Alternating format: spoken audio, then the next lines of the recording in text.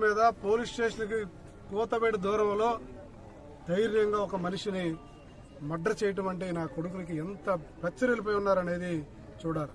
ఈ ఊళ్ళో ఉన్నటువంటి రవిడిజం ఎవడైతే ఉన్నాడో ఆ నా కొడుకులందరినీ తీసుకొచ్చే డిపార్ట్మెంట్ ఖచ్చితంగా ఏరేస్తాం. అలాగే ఇక్కడ ఉన్నటువంటి గంజాయి గాని డ్రగ్స్ గాని ఏ ఇంట్లో ఉన్నా సరే ఆ ఇల్లు సమాధే. వాళ్ళిక ఇక్కడ ఉండరు, వాళ్ళు పరలోకానికి వెళ్తారు. ఖచ్చితంగా రాబోయే టైంలో కొద్ది రోజుల్లో వీళ్ళందరి సంగతి తేలుస్తాం.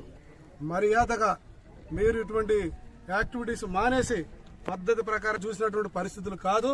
ఇక రాబోయే రోజుల్లో ఎవడైతే రవిడి అంటాడో వాడికి వణుకు పుట్టాలి. లేనిపోతే నా కొడుకులు నా మీదనే అటాక్ చేయడానికి ప్రయత్నం చేశారు. నేను ఎలక్షన్లో పోతే నా మీద అటాక్ చేయడానికి వస్తే ఈ నా కొడుకులకు సామాన్యమైన మనుషులు, సామాన్యమైన జనం అంటే లెక్క ఉంటుందా? ఏరి పారేయాలి నా కొడుకులందరినీ. అప్పుడే సామాన్య జనము ప్రశాంతంగా ఈ ఊళ్ళో ప్రజాస్వామ్యం ఉందని ప్రశాంతంగా వెళ్తాడు. గడిచిన